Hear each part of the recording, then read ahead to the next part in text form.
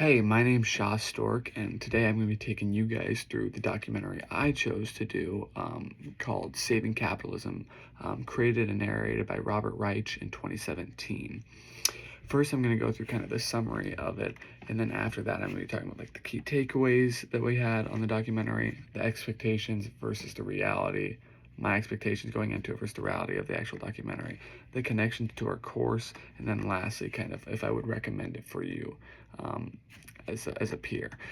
So first off, some of the content, a content summary kind of from beginning to end, you know. Robert Reich was a former U.S. Labor Secretary under Bill Clinton, and he also is a professor of public policy at UC Berkeley.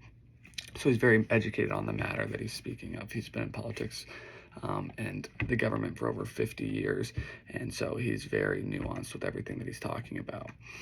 The opening of the opening of the story of the documentary is him talking about a late night radio job where he offered $100 to somebody that would talk to him over the radio because he was so bored, and he realized no one wanted to talk to him, and that how much it felt like a burden to not have people hear you, which he says is how America feels today, middle class people, citizens.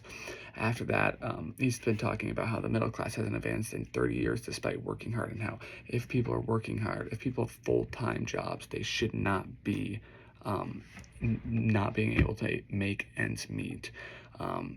During the documentary, kind of the narrative of it is he's on a book tour for this book, Saving Capitalism, but he doesn't just go to libraries and these prestigious events. He goes and he meets with locals. He meets with people from all different walks of life so he can hear their opinions on what, the government politics is facing society as of current.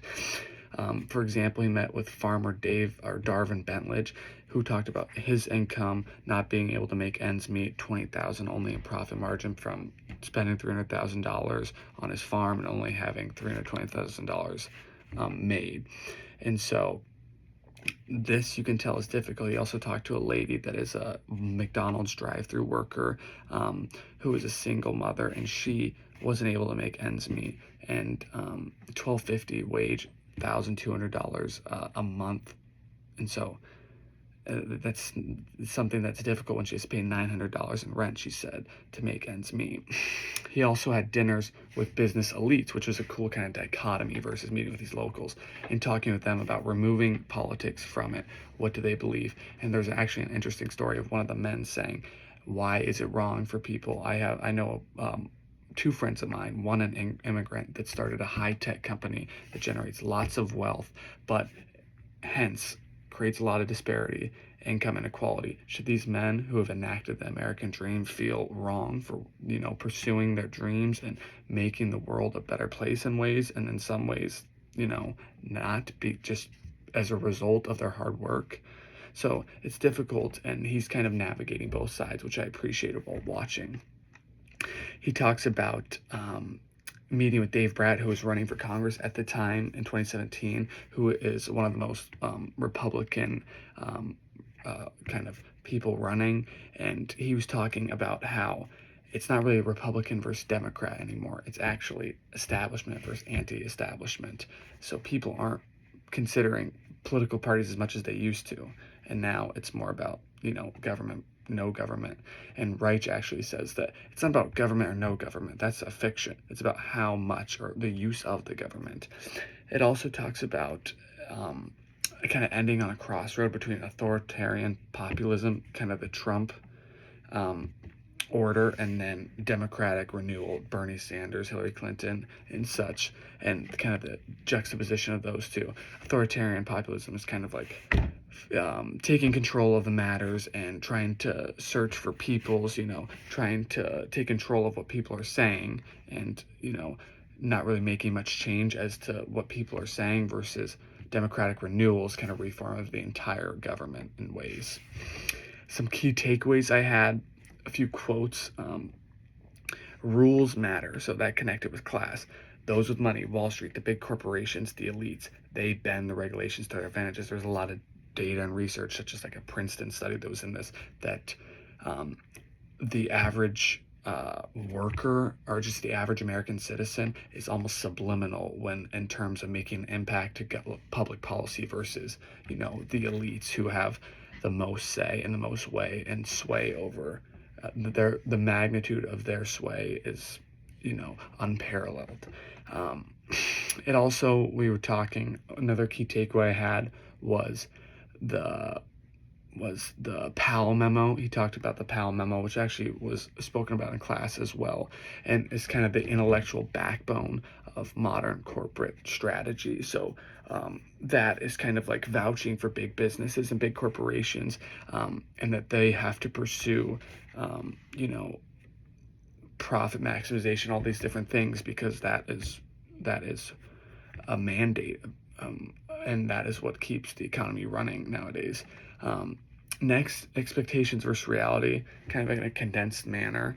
I expected kind of a standard critique of capitalism and something not very nuanced. I definitely didn't think it was going to, build both sides into it. And what I got was actually a story-driven narrative, something it was a really fun watch. It had specific people, specific events. It was very emotional. It had an emotional arc, and it followed a journey, a timeline of history, of people, and I appreciated that. And it wasn't about capitalism being bad. It was how can we rewrite the rules, and how have they been rewritten over the last 50 years, and why has that last 50 years been so abysmal in ways. Reich, who has been in the government, in and out of the government, says this past 50 years it's been worse since he started.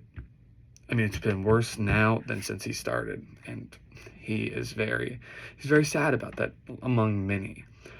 Here are some of the class connections I had. There was a lot. This was so full of class coursework connections. I really appreciated that. It was a great choice. It was in the syllabus, so I appreciate Professor Turlock adding this to be able to watch it. The rules of the game we talked about throughout the entire class, primarily weeks 1 through 3. Talking about corporate lobbying, industry and corporate consolidation, big corporations trying to manipulate the rules of the entire society, Wall Street, big tech firms, etc., etc.